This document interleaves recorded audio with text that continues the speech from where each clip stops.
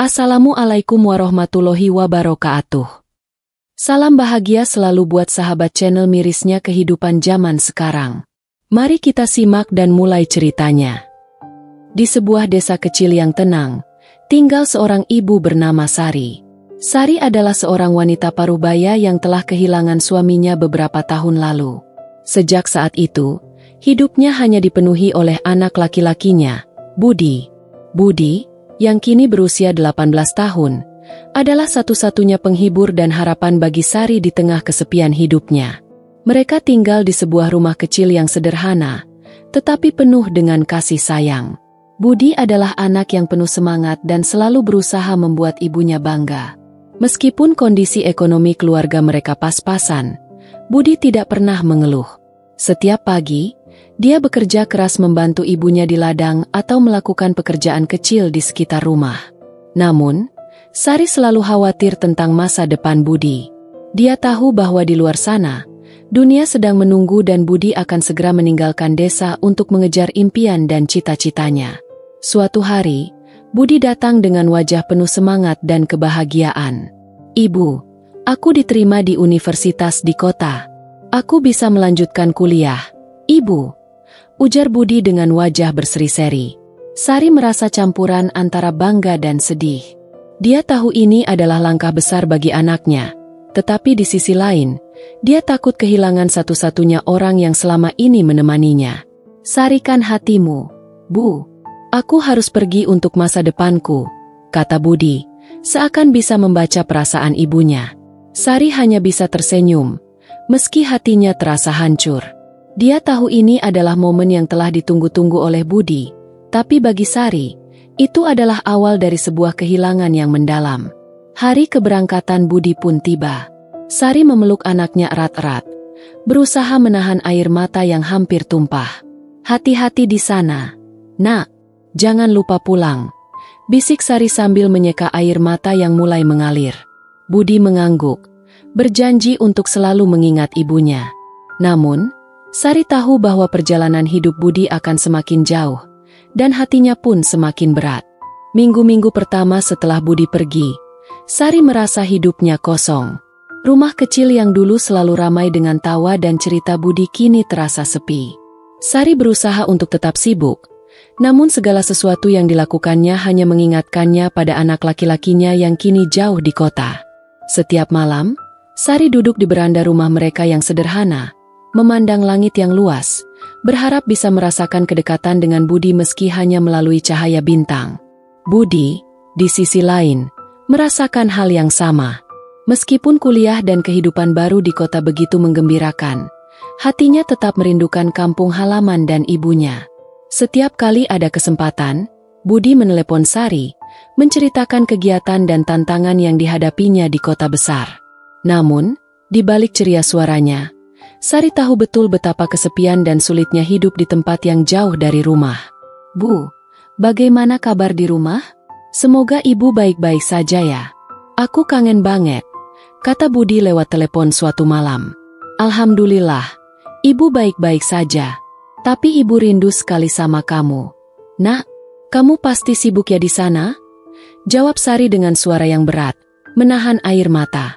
"Iya, Bu. Kuliah dan tugas-tugas banyak banget. Tapi aku berjanji, suatu hari nanti aku akan sukses dan bisa membawa ibu ke kota, supaya ibu tidak lagi tinggal sendirian di rumah itu," kata Budi dengan penuh harapan. Sari menatap ponselnya, mengingat wajah Budi yang tersenyum lebar saat mereka terakhir kali bertemu. Namun, di balik kata-kata Budi yang penuh semangat, Sari merasa sesuatu yang lebih mendalam, sebuah rasa khawatir yang tak bisa dia ungkapkan. Meski Budi selalu bilang akan pulang, Sari tahu bahwa jarak dan waktu akan mengubah segalanya. Hari-hari berlalu, dan kabar dari Budi semakin jarang datang. Sari mulai merasa cemas, namun dia berusaha untuk tetap sabar dan menunggu. Hingga suatu malam, Sari mendapat kabar yang mengubah segalanya. Berita bahwa Budi terlibat kecelakaan di jalan raya. Kecelakaan itu membuat hati Sari hancur berkeping-keping. Sebelum Sari bisa menghubungi siapapun, telepon dari rumah sakit datang. Semua yang bisa dilakukan Sari hanyalah menangis, merasakan ketakutan yang begitu dalam. Sari berlari tergesa-gesa ke rumah sakit. Hatinya berdebar hebat, tak tahu harus berdoa untuk apa. Di tengah malam yang gelap, pikirannya penuh dengan bayangan buruk. Setibanya di rumah sakit, Sari segera menuju ruang gawat darurat. Di sana, dokter memberi kabar yang menghancurkan hatinya. Budi, anak laki-lakinya, dalam kondisi kritis. Cedera di kepala dan tubuhnya sangat parah. Kami akan berusaha sebaik mungkin, tapi kondisinya sangat tidak stabil, kata dokter itu dengan nada berat. Hati Sari seakan berhenti berdetak. Begitu banyak kenangan tentang Budi berputar dalam pikirannya. Dia teringat saat pertama kali menggendong Budi, saat Budi belajar berjalan, dan setiap tawa serta canda yang mereka bagi. Namun, semua itu terasa begitu jauh, seolah masa lalu yang indah itu kini hanya tinggal kenangan. Sari tidak bisa berhenti menangis. Selama berjam-jam, ia menunggu di ruang tunggu rumah sakit, hanya bisa berdoa dan berharap keajaiban datang. Tak ada yang lebih dia inginkan selain melihat anaknya kembali sehat dan pulang bersamanya. Namun, hatinya sangat gelisah. Setiap detik terasa seperti berabad-abad. Sari merasa tubuhnya lemas. Namun ada secercah harapan yang berusaha ia pegang erat. Akhirnya, setelah beberapa jam menunggu, dokter keluar dengan wajah muram. Ibu Budi, kami sudah melakukan yang terbaik, tetapi kondisi Budi semakin memburuk. Kami perlu operasi darurat sekarang juga. Namun, kami tidak bisa menjanjikan apa-apa. Sari merasakan dunia seakan runtuh di sekelilingnya. Semua suara di rumah sakit menjadi samar. Tak ada yang lebih menakutkan baginya selain kehilangan anak satu-satunya. Tolong selamatkan dia, Dok. Apapun yang terjadi, tolong selamatkan dia. Hanya itu yang bisa diucapkan Sari dengan suara tercekat. Sari merasa seolah tubuhnya terkoyak, namun hatinya tetap berjuang untuk berharap. Beberapa jam kemudian, dokter kembali dengan wajah yang penuh kepedihan. Kami sudah melakukan yang terbaik, tapi Budi tidak bisa bertahan. Sari merasakan dunia ini runtuh. Kaki dan tubuhnya terasa seperti kehilangan kekuatan, dan dia terjatuh ke lantai, memanggil nama Budi berkali-kali, berharap ini hanya mimpi buruk yang segera berakhir. Namun kenyataan itu terlalu keras untuk diterima. Anak yang begitu dicintainya kini pergi, meninggalkan Sari dengan sejuta penyesalan dan kenangan yang akan selalu menghantui setiap langkah hidupnya. Tak ada lagi tawa Budi di rumah itu. Tak ada lagi suara ceria yang mengisi keheningan malam. Yang ada hanya kesunyian yang membekas dalam setiap sudut hati Sari. Semua harapan yang pernah mereka bangun kini sirna dalam sekejap. Hari-hari setelah kepergian Budi adalah hari-hari yang penuh kesendirian bagi Sari. Rumah yang dulunya ramai dengan tawa dan canda kini terasa begitu sunyi. Setiap sudut rumah mengingatkannya pada anak laki-lakinya yang telah pergi.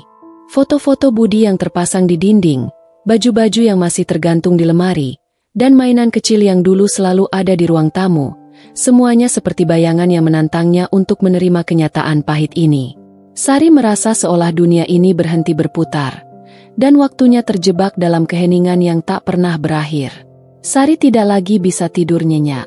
Setiap malam, matanya terbuka lebar, menunggu sesuatu yang tak pernah datang. Setiap suara di luar rumah, setiap suara pintu terbuka, mengingatkannya pada Budi yang seharusnya pulang. Namun, yang ada hanyalah hening yang tak terjawab. Dia terbangun dari tidur dengan perasaan kosong, seolah-olah tubuhnya berjalan tanpa tujuan. Suatu hari, Sari memutuskan untuk pergi ke makam Budi. Dengan langkah gontai, dia berjalan menuju tempat peristirahatan terakhir anaknya.